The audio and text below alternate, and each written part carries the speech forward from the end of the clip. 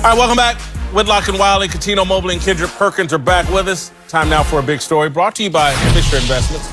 All right, let's move to Magic Johnson, who hung the Lakers' dirty laundry out for all the world to see. In an interview on ESPN today, Magic had a litany of complaints about his time as team president, including not feeling empowered and not having enough time with his family. But he also talked about rumors of backstabbing in the organization, saying, quote, "I started hearing, Magic, you are not working hard enough. Magic's not in the office. People around the Lakers office were telling me Rob Pelinka was saying things, and I didn't like those things being said behind my back, that I wasn't in the office enough. If you're going to talk betrayal, it's only with Rob." All right, I watched the majority of this interview. And again, Magic Johnson's picture hangs in my apartment. Magic's my favorite athlete of all time, he and Tiger Woods. But I watched this interview and Magic just kept coming. It wasn't fun. It wasn't fun. And I was like, who told you leadership was fun?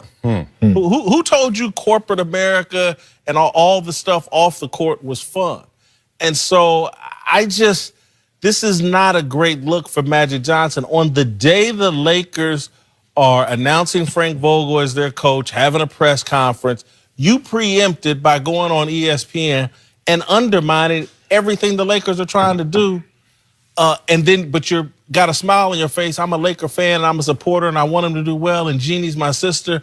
But on this day, I'm going to be bigger than their announcement of a head coach. I'm going to submarine and try to destroy Rob Pelinka and Jeannie Buss. Not a great look, in my opinion. I must double down on what I said initially when Magic Johnson first stepped down, that Magic Johnson jumped on a grenade that was caused by all the infighting within the Lakers. And he was big enough to deal with all the shrapnel. He was big enough to deal with all that would come from that and that fallout. And today confirmed that for me.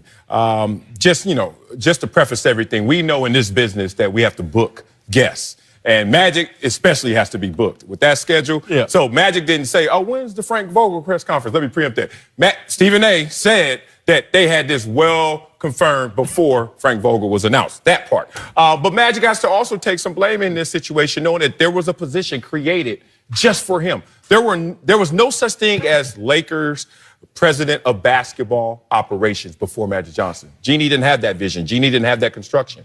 But now let's lay it out. The principles in this conversation. Jeannie Buss, do you trust her more than Magic Johnson? Jeannie Buss, the same person who backstabbed, maybe called out her brother through emails, through written transcript. See what I did to my brother. Everybody else better look out. This is Jeannie Buss. Or Rob Pelinka, who Magic even said today, I was warned. As soon as I took the job, look out for Rob Pelinka. Every agent out there in the business calling me, people tell me about his reputation. Or Magic Johnson. So this just confirms what I thought initially. Magic was big enough to let everybody have their opinions and talk about what happened with the Lakers. But history has shown, and common denominators are starting to be in place, where there's been infighting without and with Magic Johnson. He just wanted to disappear from that situation. You know, for me, I've kind of like a conspiracy theorist, right? So Rob Pelinka, everyone knows how Rob Pelinka is as an individual when he was an agent, being a snake, this, that, whatever. I just don't. There's more to blame than just Magic. Now, Magic, how you handled this, whether it's having an interview today or not telling LeBron, not even giving LeBron a conversation, this, that, whatever. Okay, I think you should have done something different. Yeah, okay? With you. Now, who else is involved with this to me? This is just to me.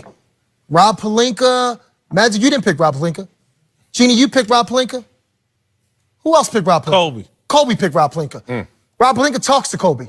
So could it be that those two speak so much that Rob Pelinka can pillow talk with Kobe about certain things? I don't know. That's just what I'm thinking. Because how do you have that much?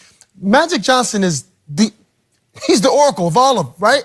How you have that much courage to speak about a man like that? Why do you have that courage? Because I got backing. Yeah. I have backing. That's just my opinion.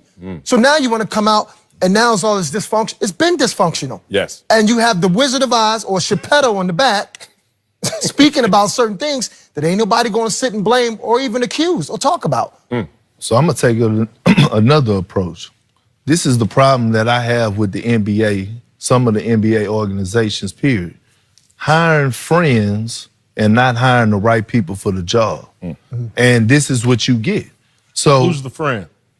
Pelinka or Magic? Both. Both are friends in some capacity. Yeah. So instead Because Jenny and Magic was 19, Jenny was 17. So at the end of the day, this is what you get. It's a recipe for disaster. Instead of going out there and hiring guys that's deserving for this job and that's out there that's great GMs, you hire people that's your friends.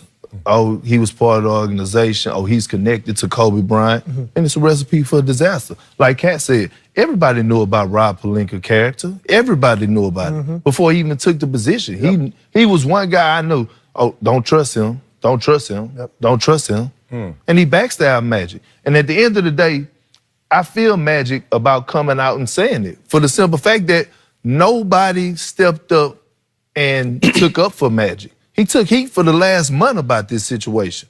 And nobody stepped up from Jenny to anybody and stepped up about the situation. Guys, I want to add something, and I don't hear me in context.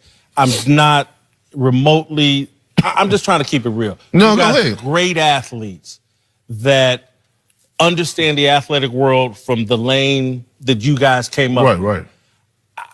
From a corporate America working up the ladder status, this is my background. And I've known Rob Pelinka since he was a kid at the University of Michigan playing with the Fab Five, covered the team. I don't personally like Rob Pelinka, personally. I got a long history. He represented Derek Fisher. Go look up me and Derek Fisher. Rob Pelinka lives out here in California. We've seen each other. I used to work out at a gym where his offices were. The whole snake thing, I get it. But in corporate America, loaded with snakes. Yeah. And That's a fact. just That's because a you fact. see a snake That's a doesn't mean, fact. oh, I'm running, I'm gonna get out of the house. We're There's a moving. snake. Yeah. Right. No. You chop snakes' heads off. That's the job. And for Magic to sit on TV, oh, it wasn't fun. Well, who told him it was fun? Well, you know what the Lakers should have done? I like that. You know what should have happened? Since you said, I agree with you that. I agree with you on chopping the snake head off. When Magic resigned and stepped down, guess what? The Lakers should have fired Rob Pelinka. No. If Magic were the man from the job, he'd have the knife and he'd chop the snake's head off. He ran up out of there. And so when you get in those what Magic said, if you watch this whole interview, you get in this deal, oh, we had this meeting, and I want to do this, and again, he's in the Olympics of ideas and debate in corporate America. Who wins the debate in them closed-door meetings? I don't think if he can't win it, and he's mad because Rob Pelinka did win it, that means you ain't man enough. But I agree, but it's hard because Magic in a tough situation. No, it's hard. Because listen, Magic in a tough situation knowing that you got Rob Pelinka got Kobe Bryant backing him up. That's a tough situation. There's some anacondas out there, and you got to chop their heads off too. Let's stay in the context of that. I like that. I want to provide a little perspective to the context. That was beautiful. What? Here's the problem, though. Magic even said today, I was on a 3-year plan. 3-year plan. And I was going to go in, get this thing stabilized. Rob, I'm promoting you. It's yours. Rob wanted to jumpstart that process, backstabbing it, accelerate it. But why So Rob I'm gonna tell has you, that confidence? Okay, here's the go. All right, but let me say this. Why somebody gonna tell you about me? But let me say I this. want to hear what they said about me. I want to know why you so comfortable talking about me to you. No, that's not the issue. The issue is this. Magic's like, this ain't my house. I showed up here just to get some things in order. This is Jeannie's house. So guess what? When I see a snake in the backyard, I'm gonna let you know, Jeannie. I came here to vacation. It's supposed to be fun, and it's a snake back there. Jeannie like, I ain't doing nothing with it. Guess what you would do? This ain't your house. You ain't got to go in the backyard and deal with them snakes. You dip. And Magic said, you know what? I tried to save you. I tried to warn you. You know why you dip? You know why you dip? Because it ain't yours. It's not yours, and guess what? You ain't as much powerful as we think you are. Somebody else, like I said, Chappelle's behind there. Kobe. You better not touch this snake. You can forget about whatever's going on. And so, look, again, and Magic can go on TV and go at Pelinka and not be man enough to talk about the anaconda that's really back there. It's Kobe. And so, look, go attack Rob Pelinka. That's easy. Don't attack. Play nice. Play patty cake with LeBron James. Because trust, that's another snake. Yeah, it's all snakes in here. Kobe Kobe in LA is like Beyonce, the beehive kind of thing. Yeah. You better leave him alone. Look, you being real tough up here, because look, I don't care who put the snake in the backyard. Kobe put Rob in the backyard. I'm on an Airbnb. I ain't going back there to wrestle with it. I'm Magic. I'm dipping. I'm on vacation. And if I'm NBA ownership, this is what, and ownership, this is why I don't hire multi-millionaire athletes to come in, because they don't want to fight them fights. Or hire, I'm gonna dip. Or hire your friend. Yeah, hire the best man for the job. I'm gonna just tell you a guy that can handle it and has shown it. And people love to criticize him or whatever. But Michael Jordan's been through all of this. The Wizards ran him up out. He didn't handle it like that. Michael Jordan, okay, I'm gonna get the Charlotte. And y'all can say what y'all want about him running the Charlotte Hornets and he ain't won and he's a bad executive. But Michael Jordan is man enough for these jobs. He ain't running up out of there scared and getting on TV and pointing the finger and blaming everybody. It just wasn't fun. These jobs ain't fun. I get it. If you want fun, go to Disney World. I get it. Coming up, Brooks Koepka just set another record in his latest major win.